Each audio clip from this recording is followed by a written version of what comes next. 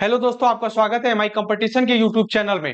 अभी देखिए, आपका जो एग्जाम है बीपीएससी टीचर का एग्जाम वो होने वाला है, 10 जून को होगा। तो उसमें जो है करंट अफेयर्स का जो दोस्तों आपका उसमें वेटेज होता है वो 10 से 12 नंबर का होता है। तो आप समझ सकते हैं कि 10 से 12 करंट अफेयर्स जो है वो कितना इंपॉर्टेंट होता होगा। तो 6 से 8 महीने का करंट अफेयर्स आप लोगों को कवर करना है। और ये बीपीएससी के लिए ही नहीं है दोस्तों, ये हर एग्जाम के लिए जो है कवर कराया जा सकता है। तो आप लोग याद रखिएगा कि जो बीपीएससी है उसने तो अपनी डेट अनाउंस कर दी है कि भैया हम एग्जाम करवाएंगे, और कब करवाएंगे? 10 से 12 जून के बीच में। तो ये पीआरटी के लिए, 6 to 8 के लिए, 9, 10th और पीजीटी यानी 12th के लिए भी ये करंट अफेयर्स इंपॉर्टेंट है। तो हम monthly wise current affairs part में कंप्लीट करेंगे। तो सबसे पहले जुलाई महीने का हम लोग करंट अफेयर्स देखेंगे।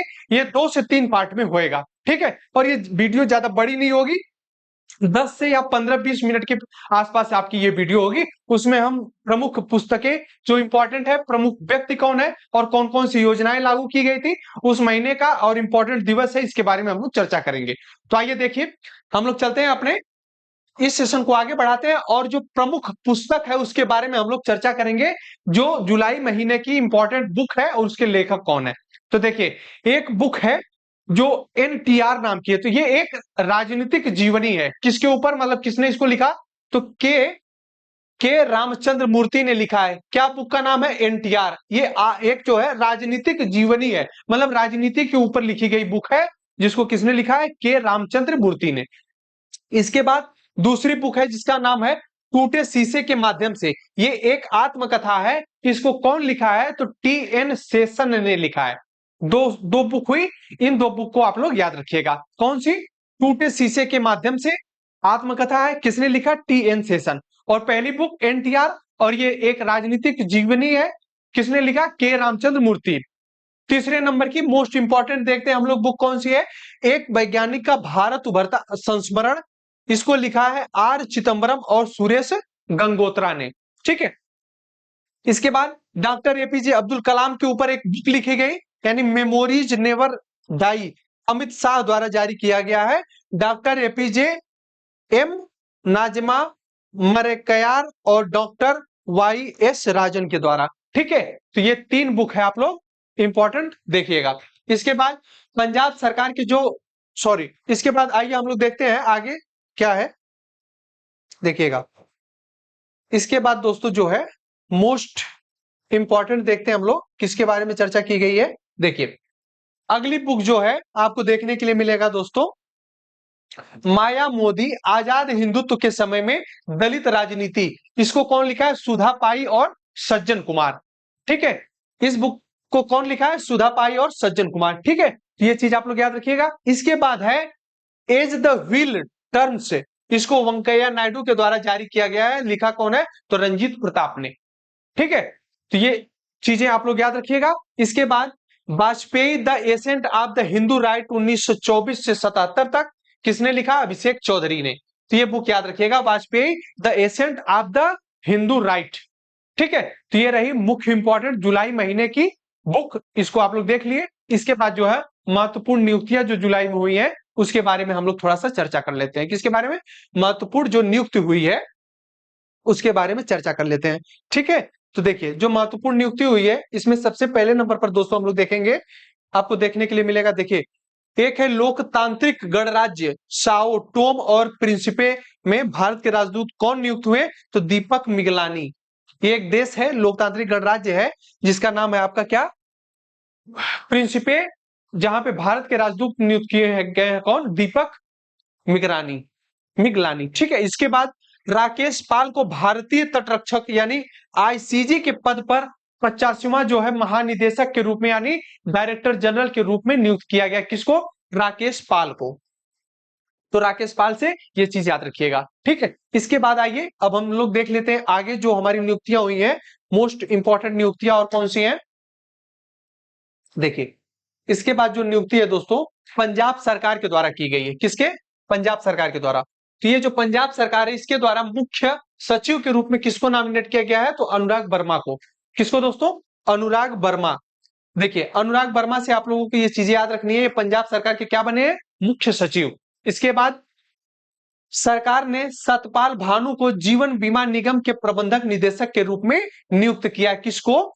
तो आप लोग याद रखिएगा, भानु को, सतपाल भानु को एलआईसी का क्या नियुक्त किया गया है? प्रबंधक निदेशक। ठीक है। इसके बाद महाराष्ट्र के उप मुख्यमंत्री कौन बनाए गए हैं? अजीत पवार। ये अजीत पवार वही है जो शरद पवार के भाई हैं और उनकी पार्टी से, यानी शरद पवार की पार्टी से अलग होकर, ये अपने भाई से अलग होकर के इन्होंने महाराष्ट्र के उप मुख्यमंत्री के रूप में शपथ ली, बीजेपी में शामिल होकर के। अजीत पवार के बाद दोस्तों जो है मुंबई यानी बॉम्बे का जो उच्च न्यायालय है, इसके मुख्य न्यायाधीश के रूप में नियुक्त किया गया। किसको? देवेंद्र कुमार उपाध्याय को। किसको दोस्तों? देवेंद्र कुमार उपाध्याय। तो ये चीज आप लोग याद रखिएगा, किसके बारे में? देवेंद्र कुमार उपाध्याय के बारे में। ये कहां के बने हैं? बॉम्बे के उच्च न्यायालय के मुख्य न्यायाधीश के तौर पर नियुक्ति मिली है। इसके बाद कोल इंडिया लिमिटेड के अध्यक्ष किसको बनाया गया है? सह प्रबंधक निदेशक बनाया गया है पीएम प्रसाद को। किसको? पीएम प्रसाद को। इसके आगे अब हम लोग देखते हैं, आगे चर्चा करते हैं कि आगे किसको नियुक्त किया गया है। तो देखिए आगे हम लोग देखते हैं किसको? केरल सरकार के मुख्य सचिव डॉक्टर वी वेणु को नियुक्त किया गया। किसको? डॉक्टर वी वेणु को। इसके बाद जम्मू कश्मीर के लिए राज्य चुनाव आयुक्त ब्रजराज शर्मा को नियुक्त किया गया। किसको? ब्रजराज शर्मा को। अगला देखते हैं, अंतरराष्ट्रीय वित्तीय सेवा केंद्र प्राधिकरण के बोर्ड के सदस्य बनाए गए हैं प्रमोद राव। कौन दोस्तों? प्रमोद राव। इसके बाद भारतीय जीवन बीमा निगम एलआईसी के प्रबंधक सतपाल भानु को बनाया गया, यह हम लोग देख चुके हैं, सतपाल भानु को। इसके बाद तुर्की का जो राष्ट्रपति नया बना है वो कौन बने हैं? Recep Tayyip Erdogan. इसके बाद लातविया एडगर्स के राष्ट्रपति, ये बहुत इंपॉर्टेंट नहीं है, इसके बारे में जानने की बहुत आपको आवश्यकता नहीं है। आइए आगे हम लोग देख लेते हैं नियुक्ति के बाद जो है आगे का जो हम लोग देखते हैं क्या है। देखिए नियुक्ति हो गया, अब हम लोग महत्वपूर्ण पुरस्कार के बारे में देख लेते हैं जो जुलाई महीने में महत्वपूर्ण इंपॉर्टेंट जो है अवार्ड दिया गया था। देखिए केंद्रीय सूचना की बात किया जाए, केंद्रीय सूचना एवं प्रसारण मंत्री श्री अनुराग ठाकुर ने 8वां और 9वां राष्ट्रीय सामुदायिक रेडियो पुरस्कार प्रदान किया है। कौन प्रदान किया है? तो आप याद रखिएगा, अनुराग ठाकुर। ठीक है। इसके बाद यूनेस्को का एशिया प्रशांत सांस्कृतिक विरासत पुरस्कार वायुकला रेलवे स्टेशन को दिया गया। किसको? वायुकला रेलवे स्टेशन को। तो यहां से देखने के बाद ऑस्ट्रेलियाई तमिल वकील शंकरी चंद्रन ने अपने उपन्यास चाय टाइम एट सिनामन के लिए कौन सा अवार्ड? गार्डन्स के लिए $60,000 का प्रतिष्ठित माइल्स फ्रैंकलिन साहित्यिक पुरस्कार जीता है। ये इंपॉर्टेंट क्वेश्चन आपके लिए। आगे देखते हैं हम लोग, अंतरराष्ट्रीय एनी पुरस्कार प्रोफेसर थलपिल को मिला है। इसके बाद गोल्डन पीकॉक पर्यावरण प्रबंधन पुरस्कार 2023 किसको दिया गया? तो अडानी ट्रांसमिशन लिमिटेड को दिया गया। ठीक है, जितना हम लोग चीज याद रखते हैं। अब इसके बाद देखिए आगे, ये मोस्ट इंपॉर्टेंट है नहीं चीजें आपके लिए। देखिए जुलाई महीने का और हम लोग क्या देख लेते हैं, जुलाई का जो मोस्ट इंपॉर्टेंट महत्वपूर्ण दिन होता है इसके बारे में हम लोग चर्चा कर लेते हैं। देखिए जुलाई महीने में इंपॉर्टेंट जो है वह चार्टर्ड अकाउंट दिवस 1 जुलाई को मनाया जाता है, राष्ट्रीय चिकित्सक दिवस 1 जुलाई को मनाया जाता है, अंतरराष्ट्रीय सहकारिता दिवस 2 जुलाई को मनाया जाता है, विश्व खेल पत्रकार दिवस 2 जुलाई को मनाया जाता है, विश्व यूएएफओ दिवस 2 जुलाई को मनाया जाता है, अंतरराष्ट्रीय प्लास्टिक बैग मुक्त दिवस 3 जुलाई को मनाया जाता है। ठीक है, तो ये रहे इंपॉर्टेंट आपके दिवस।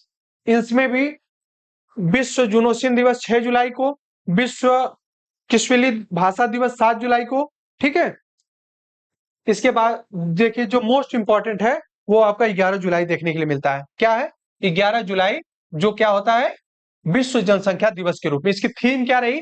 लैंगिक समानता की शक्ति को उजागर करना, हमारी दुनिया की अनंत संभावनाओं को खोलने के लिए महिलाओं और लड़कियों की आवाज को ऊपर उठाना।